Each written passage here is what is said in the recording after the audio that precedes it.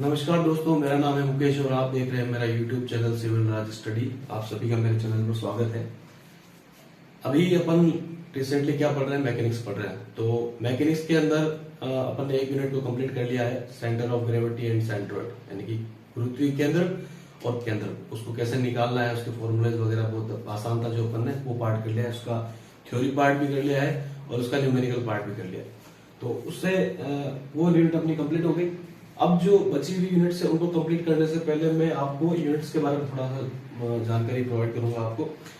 कभी कभी क्या होता है कि बहुत सारे बच्चे ऐसे होते हैं जिनको यूनिट्स के बारे में प्रॉपर्ली पता नहीं पड़ पाता है, ठीक है। तो जो बेसिक चीजें होती है जो फिजिक्स में, मैथमेटिक्स में या फिर मैकेनिक्स में जो काम आती है, जैसे कि फोर्स हो गया, वेट हो गया, वर्क हो गया, पावर हो गया, इन सब की यूनिट्स जब पूछी जाती है तो बता नहीं पाते, ठीक है। तो यूनिट्स को याद रखना बहुत जरूरी है। यूनिट्स को या तो डायरेक्टली अपन याद रख लेंगे, दूसरा अगर आपको कोई फॉर्मूला पता है तो उसके जरिए भी आप किसी भी यूनिट निकाल सकते हो। तो आज का टॉपिक अपन ने रखा हुआ है यूनिट्स पर, ठीक है। तो यूनिट्स के बारे में अपन देखेंगे। यूनिट्स क्या होती क्या है? यूनिट्स होती है कोई भी चीज आप बताओगे किसी को भी, जैसे कि मेरा कॉलेज यहाँ से 10 किलोमीटर दूर है, ठीक है। तो 10 किलोमीटर तो बोला, सिर्फ अगर 10 बोल देता हूँ कि मेरा कॉलेज यहाँ से 10 दूर है, तो किलोमीटर अगर मैंने नहीं बोला तो सामने वाले को पता नहीं चलेगा कि भाई कितना दूर है। या फिर कोई और चीज ले लो, जैसे कि मेरा वजन 60 है, तो 60 क्या है? किलोग्राम बार, मतलब न्यूटन में बात करेंगे तो ज्यादा हो जाएगा। तो ये सारी चीजें आपको पता होना चाहिए। बिना यूनिट के आप उस क्वांटिटी को रिप्रेजेंट नहीं कर सकते, दर्शा नहीं सकते, ठीक है। तो जब आप मान लीजिए आपको फाइनल आंसर आता है तो उस आंसर के साथ भी आप यूनिट को आपको लगाना होता है। तो जो बेसिक क्वांटिटीज है, फिजिकल क्वांटिटीज, फोर्स वगैरह, इनके आज अपन ये टॉपिक में सारे यूनिट्स अपन देख लेंगे एक बार। उसमें एसआई यूनिट भी आ जाएगी, सीजीएस भी आ जाएगी और एमपीएस यूनिट भी आ जाएगी। तो चलिए स्टार्ट करते हैं आज का। इसमें पहला पॉइंट मैं लिख देता हूं फोर्स। फोर्स यानी कि बल। साथ ही साथ मैं डेफिनेशन भी इसकी बता देता हूं आपको। बल वह भौतिक राशि है जो किसी वस्तु की स्थिति में परिवर्तन कर दे या करने का प्रयास करे। जरूरी नहीं कि बल लगाने पर उसमें कोई गति आ जाएगी या फिर मोशन आ जाएगा, ठीक है। उसके लिए जरूरी है कि वो चीज आपको प्रॉपर्ली पता हो कि फोर्स में, जैसे मान लीजिए दीवार पर अगर मैं किसी तरह का फोर्स लगाता हूँ, ठीक है, बल तो मैं लगा रहा हूँ, बराबर, लेकिन ये नहीं खिसक रही। इसका मतलब क्या है? सिर्फ प्रयास हो रहा है, इस दीवार को खिसकाने का प्रयास हो रहा है। तो बल वह भौतिक राशि है जो किसी वस्तु की स्थिति में परिवर्तन कर दे या करने का प्रयास करे, ठीक है। ये इसकी डेफिनेशन हो गई, आप ध्यान रखें इसको। इसका मात्रक देखिए, मात्रक की अपन बात करते हैं। यूनिट्स को हिंदी में बोलते हैं मात्रक या फिर इकाई, ठीक है। दोनों चीजें आप ध्यान रखें। आपसे ये भी पूछ सकता है, ये भी पूछ सकता है, दोनों एक ही चीज होती है, या फिर यूनिट भी बोल सकते हैं उसको।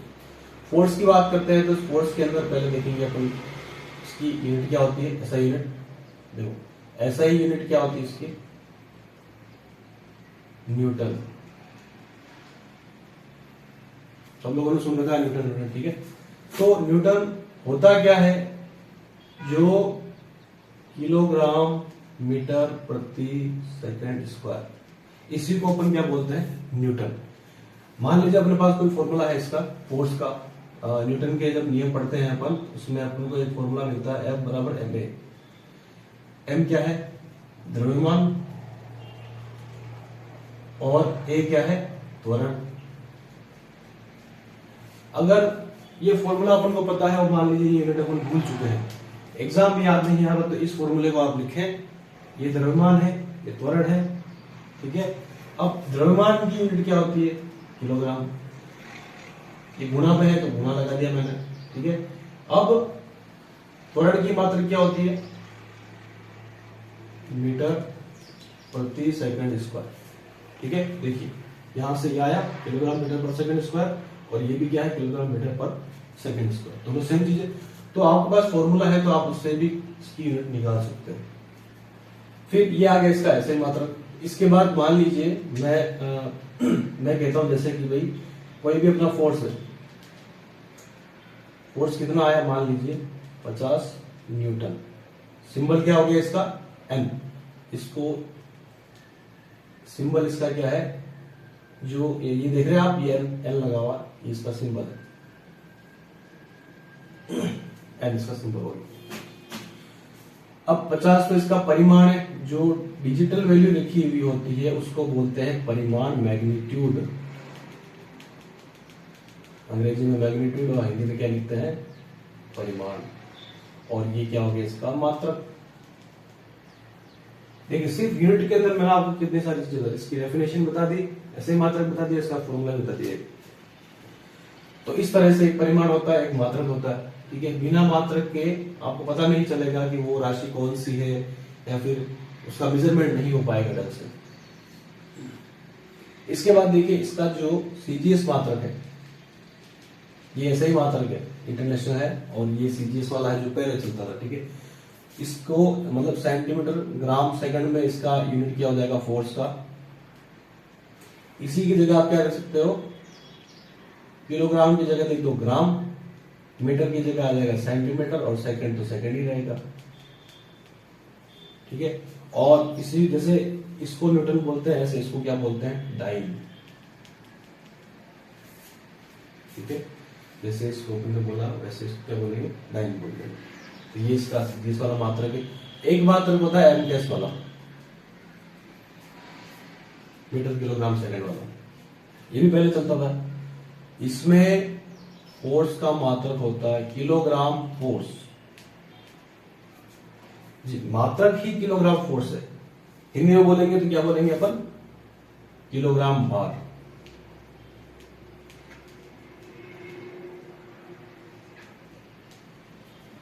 जो मार्केट में जाकर अपन सामान लाते तो उनको बोलते हैं कि भाई इतने किलो चीनी दे दो, इतने किलो ये दे दो, तो वो मात्रक कौन सा होता है, ये उसको अपन प्रॉपर्ली बोलते नहीं है, किलोग्राम फोर्स बोलना चाहिए अपन को, लेकिन अपन नहीं बोलते, अपन कितना बोलते हैं, इतना ही बोलते हैं।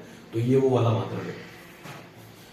अब ये मात्रक हो गया, फोर्स का मात्रक किसमें हो गया, ऐसे ही मात्रक हो गया, सीजीएस मात्रक हो गया, एमकेएस मात्रक हो गया। ज्यादातर अपने कौन सा काम आएगा, ऐसे ही मात्रक, लेकिन ये भी अपन को ध्यान रखना। अब एमकेएस मात्रक और न्यूटन के बीच में क्या संबंध, देखो 1 kilogram force equal to 9.81 newton. बहुत ही इंपॉर्टेंट रिलेशन है ये भी आपको ध्यान रखना है। 9.81 ये क्या है, ये वही है जो ग्रेविटेशनल एक्सेलरेशन होता है ना, गुरुत्वीय त्वरण, उसका मान होता है 9.81 मीटर पर सेकंड स्क्वायर। इसी की वैल्यू है ये वाली। तो 1 किलोग्राम फोर्स बराबर किसके हो गया, 9.81 न्यूटन के बराबर हो गया। तो देखिए फोर्स के बारे में से यूनिट का लेके चले तो अपन को इतनी चीजें अपन को ध्यान रखनी है। सारी चीजें आसान है, आप एक बार पढ़ लोगे अच्छे से, आपको सारी चीज ध्यान रख जाएगी। तो फोर्स के बारे में अपन ने देख लिया। इसके बाद नेक्स्ट वाला देखते हैं अपन। अगली वाली यूनिट अपनी कौन सी आएगी, अगली वाली फिजिकल क्वांटिटी कौन सी आ जाएगी अपनी, अपन ले लेते हैं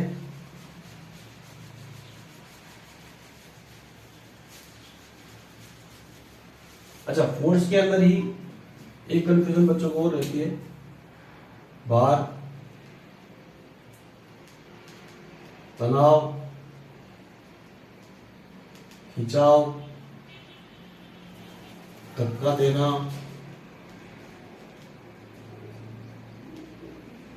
और गुरुत्वाकर्षण।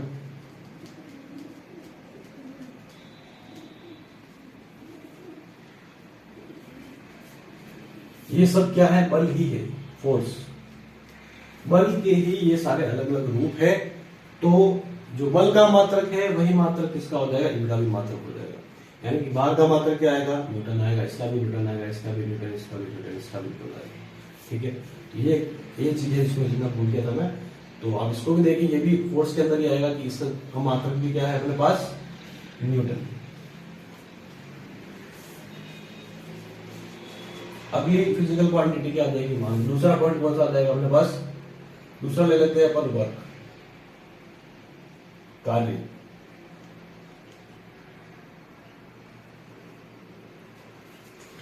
इसकी परिभाषा अगर देखी जाए तो इसकी परिभाषा क्या है, बल इंटू बल की दिशा में विस्थापन। मान लीजिए इस तरह से सड़क पर किसी कंटेनर को इस तरह से लेके जाया जा रहा है, यहां से बांध के इस तरह से खींचा जा रहा है, इस तरह चल रहा है, ठीक है।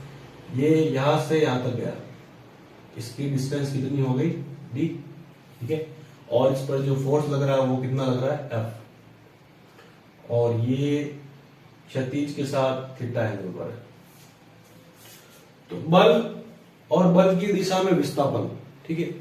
या तो विस्थापन इधर होना चाहिए या फिर फोर्स इधर होना चाहिए, ठीक है। तो इसके लिए इसका जो फॉर्मूला क्या बन जाएगा अपना, वर्क होता है F into D cos theta. Proper formula है। अपन सिर्फ इतना ध्यान रखता है कि F इंटू डी बल इंटू विस्थापन, लेकिन नहीं, बल इंटू बल की दिशा में विस्थापन बोलना है अपन को, ठीक है। तो ये है अपना फॉर्मूला वर्क के लिए है, ठीक है। अब इसकी इकाई की बात करते हैं, इसकी यूनिट क्या आ जाएगी, एसआई यूनिट की बात करेंगे अपन, ठीक है।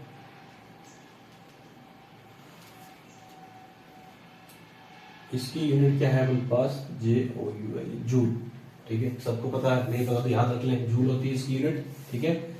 अब जूल आया कहां से, चलिए अपन फॉर्मूले को लेके देखते हैं। फॉर्मूला अपने पास है F इंटू डी, ठीक है। कॉस थीटा का भी कोई मतलब नहीं है, सिर्फ अपन यूनिट लिखने के लिए काम में ले रहे हैं, तो कॉस थीटा को भूल जाओ, वो सिर्फ एक डिजिटल वैल्यू है। अब फोर्स की यूनिट क्या होती है, पिछले पॉइंट पे अपन ने देखा था, न्यूटन होती है, इनटू में फिर डिस्टेंस की क्या होती है, डिस्प्लेसमेंट की क्या होती है, इसकी यूनिट होती है मीटर। तो न्यूटन इंटू मीटर क्या है, कार्य की यूनिट है, और इसी न्यूटन इंटू मीटर को क्या बोलते हैं अपन, जूल। जैसे न्यूटन ने फोर्स के बारे में बताया, तो उनके सम्मान में फोर्स की जो यूनिट आई थी अपनी, किलोग्राम मीटर पर सेकंड, उसको अपन ने न्यूटन बोल दिया। वैसे ही जूल ने कार्य का बारे में बताया, जूल एक वैज्ञानिक था, ठीक है। उन्होंने इसके बारे में बताया, तो उनके सम्मान में न्यूटन इंटू मीटर को क्या बोलते हैं, जूल, और यही इसकी एसआई यूनिट बन गई। इसकी यूनिट सीजीएस के अंदर क्या आती है, सीजीएस के अंदर इसकी आती है अर्ग। अर्ग यूनिट है इसकी, सीजीएस वाली यूनिट है, ठीक है। तो फोर्स की यूनिट अपने पास क्या होगी, जूल और अर्ग। अर्ग सीजीएस के अंदर है, और ऐसा यूनिट क्या है इसकी, जूल है। तो फॉर्मूला पता हो तो उससे भी अपन इसकी यूनिट निकाल सकते हैं, ठीक है। सीजीएस वाली भी आपको याद रखनी है। चलिए दूसरी होगी। अब तीसरे पे चलते हैं अपन, तीसरे पॉइंट पे हमने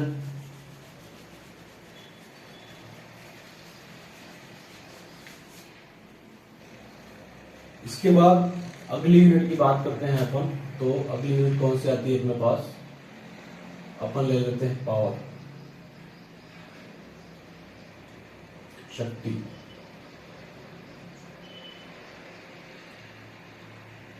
ठीक है। शक्ति की डेफिनेशन किस तरह से डिफाइन करेंगे इसको अपन, कार्य करने की क्षमता को शक्ति कहते हैं, कार्य करने की दर को शक्ति कहते हैं, ठीक है। तो जो मैं डेफिनेशन बोल रहा हूं उससे फॉर्मूला भी बनता है, इसको डिनोट करेंगे अपन P से। कार्य करने की, तो कार्य लिखते हैं ऊपर, और दर आता है, जब भी वर्ड दर आता है, rate, the rate of doing work is power.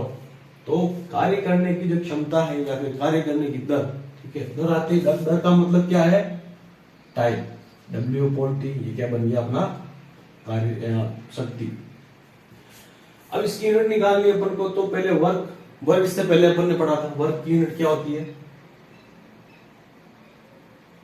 Joule, और टाइम की यूनिट होती है सेकंड। तो जूल पर सेकंड को अपन क्या बोलते हैं, वाट।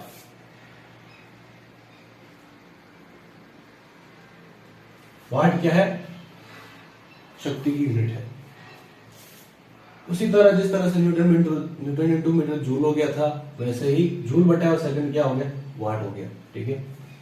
और इसके अलावा पावर को, ये तो इसकी ऐसा यूनिट हो गई, ये कौन सी हो गई, ऐसा यूनिट, वाट। वाट भी वैज्ञानिक था, उनके नाम पर इसको वाट कर दिया, तो ये इसकी यूनिट बन गई। इसके बाद इसके कुछ और भी यूनिट्स होती है, जैसे अपन घरों में जो बिजली अपन खपत करते हैं, बिजली जो कंज्यूमशन होता है, उसको इसमें नापते हैं किलोवाट में। अब देखना आपने मीटर के अंदर kW लिखा हुआ होता है,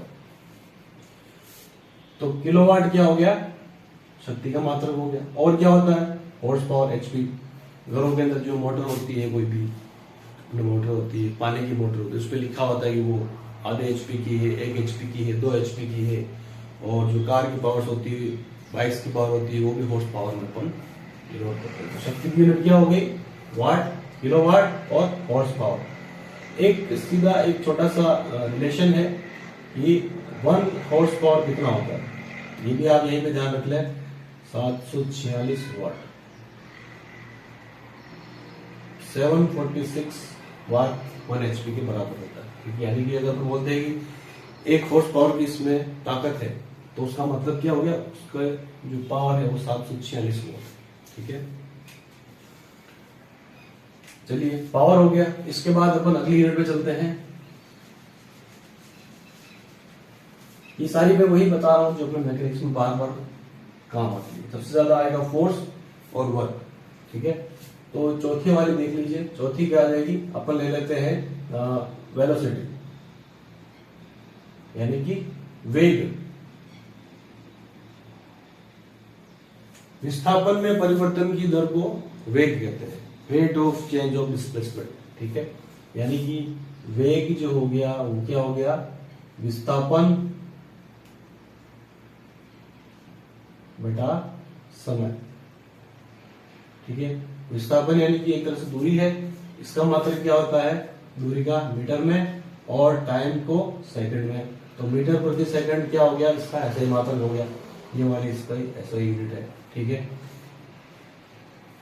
इसके बाद जो गाड़ियों के अंदर अपन देखते हैं उसमें क्या लिखा आता है, देखो किलोमीटर पर आवर, ये भी यूनिट है, ये बड़ी वाली यूनिट है। ठीक है, किलोमीटर, 1 घंटे में कितना किलोमीटर चल रहा है। ठीक है, ये मीटर में है, ऐसा यूनिट ये है। बाकी ये वाली यूनिट भी अपन काम में लेते हैं। इसके बाद माइल्स पर आवर भी हो सकता है, मतलब ऊपर दूरी होनी चाहिए और नीचे टाइम होना चाहिए, तो वो वेग की यूनिट बन जाएगी। ठीक है, माइल्स पर आवर हो सकता है, या और भी कोई दूरी का मात्रक हो तो उसको वहां लिख सकते हो, और समय के लिए सेकंड, मिनट, घंटा कुछ भी लिख सकते हो, दिन। ये हो गया वेलोसिटी। ठीक है, इसके बाद अगला वाला कौन सा आ जाएगा अपने पास, वेलोसिटी के बाद अपन ले लेते हैं त्वरण, एक्सेलरेशन।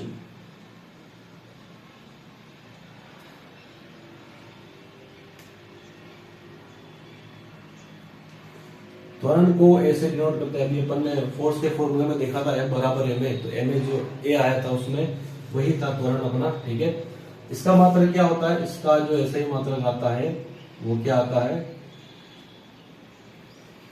मीटर प्रति सेकंड स्क्वायर, 1 मीटर सेकंड और आ जाएगा। ठीक है, सेकंड का स्क्वायर हो जाएगा, ये इसका ऐसे ही मात्रक है। डिफाइन करने में कैसे डिफाइन कर सकते हैं इसको अपन एक तरीके से और भी लिख सकते हैं। देखो, अगर मैं ऐसे लिखता हूं, metre upon second into 1 upon second, ये वाली चीज सेम है। ठीक है, अब इस चीज को क्या बोलेंगे अपन, ये तो अपन को पता है, ये तो वेलोसिटी होती है, ये तो वेलोसिटी का मात्रक है, तो वेलोसिटी लिख दिया मैंने, और पर सेकंड और आ रहा है, तो पर सेकंड के लिए अपन क्या करेंगे, मतलब सेकंड किसकी यूनिट है, टाइम की, v अपॉन t, ये एक्सेलरेशन आ गया। ठीक है, यानी कि वेग में परिवर्तन की दर, यहाँ पर क्या था, विस्थापन में परिवर्तन की दर, वैसे यहाँ पर क्या आ गया, वेग में परिवर्तन की दर को त्वरण कहते हैं। ठीक है, तो इसका मात्रक अपने पास क्या आ गया, मीटर प्रति सेकंड स्क्वायर। ठीक है, एक्सेलरेशन हो गया, त्वरण हो गया अपना। ठीक है, अगला चलते हैं, अगला वाला कौन सा ले लेते हैं अपन, पावर हो गया, फोर्स हो गया अपने पास, वर्क हो गया, एक्सेलरेशन हो गया, वेलोसिटी हो गया। इसके बाद सिंपल जो चीजें बचती है अपने पास, जैसे डिस्प्लेसमेंट,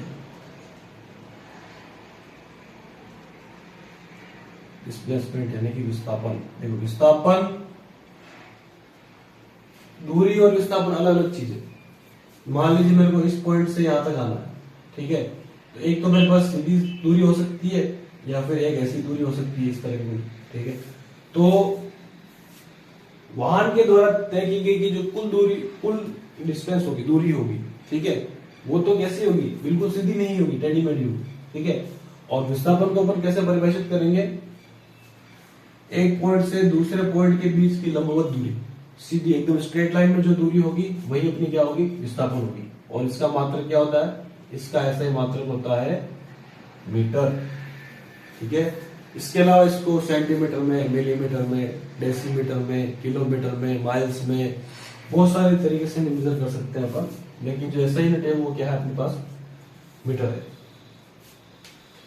तो 6 तरह की मैंने आपको यूनिट बताई है। ठीक है, ये 6 यूनिट आपके बार बार आपके आएगी, बार बार आपको पढ़ना है, इसको बार बार याद करना रहता है, इसलिए एक बार बैठ के अच्छे से इस यूनिट को देख लो, आप इस चैप्टर को देख लो, सारी चीजें, फोर्स की सारी यूनिट याद रख लो, फॉर्मूले भी याद रख लो।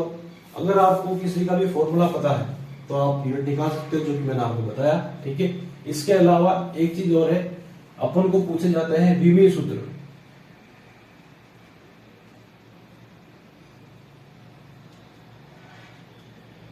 डायमेंशनल फॉर्मूला जो पूछा जाता है MLT के रूप में, MLT। ठीक है, M for metre, M for mass, L for length, T for time. ठीक है, ये द्रव्यमान है, ये लंबाई है, और ये टाइम है, समय। ठीक है, इसका सूत्र निकालना हो किसी का भी, मान लीजिए मेरे को दे दिया फोर्स। ठीक है, फोर्स का मेरे को विमीय सूत्र निकालना है। ठीक है, मान लो मैंने याद किया लेकिन मैं भूल गया, मेरे को याद नहीं आ रहा, कंफ्यूजन हो रहा है। ठीक है, वैसे तो इसकी क्या होती है, M1 L1 T-2। ठीक है, अगर मेरे को इसकी यूनिट पता है, इसकी यूनिट क्या होती है, न्यूटन। लेकिन इस तरह की यूनिट से काम नहीं चलेगा, आपको किलोग्राम जो बेसिक यूनिट्स है, लेंथ की, मीटर की, ठीक है, उन सारी को इसके रूप, इसके अंदर लिखना है। ठीक, कैसे, जैसे न्यूटन क्या था अपने पास, किलोग्राम मीटर पर सेकंड स्क्वायर, इस फॉर्म में आपको याद रखना। ठीक है, अगर आपको डायमेंशनल फॉर्मूला निकालना है तो इसके लिए किलोग्राम यहां पर ऊपर की तरफ है तो 1 आ जाएगा, M1। मीटर ऊपर की तरफ है तो L1 आ जाएगा, और सेकंड जो है वो नीचे की तरफ है, अगर इसको अपन ऊपर लेके आते हैं तो सेकंड की पावर -2 हो जाती है, -2 हो जाती है, उसको अपन यहां लिख देंगे तो देखिए फॉर्मूला आ गया। ठीक है, फोर्स के जो विमीय सूत्र है उसको तो आप बिल्कुल रट के याद रखें, क्योंकि फोर्स के बाद जो वर्क आएगा, कार्य आएगा, कार्य की यूनिट भी इससे मिलती जुलती है तो वो भी निकल जाएगी, फिर उसके आगे पावर आएगी तो वो भी आप आराम से निकाल सकते हो। ठीक है, तो ये सारी बेसिक चीजें ही जो मैंने आपको बताई थी, ये 6 तरह की यूनिट से आप इनको कंटेक्ट कर ले, बिल्कुल रट ले, आप मुख्य जबान याद कर ले, बिल्कुल आप कभी भी उठा के पूछ ले कोई भी, तो आप फटाक से इसका जवाब दे पाओ। ठीक है, तो आज के इस चैप्टर को यहीं पर खत्म करते हैं। इसके अलावा मान लीजिए यही चीजें बार बार आती रहेगी, ठीक है, तो उसको ऊपर जब पढ़ेंगे तब उसके बीच में आएगी तो मैं उसको वापस एक्सप्लेन कर दूंगा, उसमें कोई दिक्कत नहीं। लेकिन अगर मैं तो एक्सप्लेन कर दूंगा, मुझे तो आता है, लेकिन दिक्कत कहाँ आएगी, आप क्या जाएगी, दिक्कत क्या आएगी, आपको मान लीजिए याद नहीं आएगी। ठीक है, जो सूत्र मैंने लिखा, जो फॉर्मूला है वो अगर याद नहीं है तो उसको आपको याद करने के लिए रुकना पड़ेगा, या फिर उसी चैप्टर के अंदर आपको फॉर्मूला याद करने में ध्यान देना पड़ेगा कि ये कैसे हुआ, ये तो फॉर्मूला आता ही नहीं। इसलिए इनको सभी को भी एक बार याद कर ले, उसके बाद जब आप क्वेश्चन वगैरह करेंगे, थ्योरी वगैरह पढ़ेंगे तो आसानी से पढ़ लेंगे। ठीक है, और इसके अलावा अगर आपको कोई क्वेश्चन है, आपको कोई टॉपिक समझ में नहीं आ रहा है, आपको कुछ डिटेल वीडियो बनाना है, न्यूमेरिकल पे, थ्योरी पे, डेफिनेशन पे, फॉर्मूले पे, यूनिट पे, किसी भी तरह का आपको अगर कोई क्वेश्चन है तो आप मेरे को किसी भी वीडियो के नीचे कमेंट करके आप मेरे को बता सकते हैं। ठीक है, तो आज की सेशन को यही करते हैं, धन्यवाद।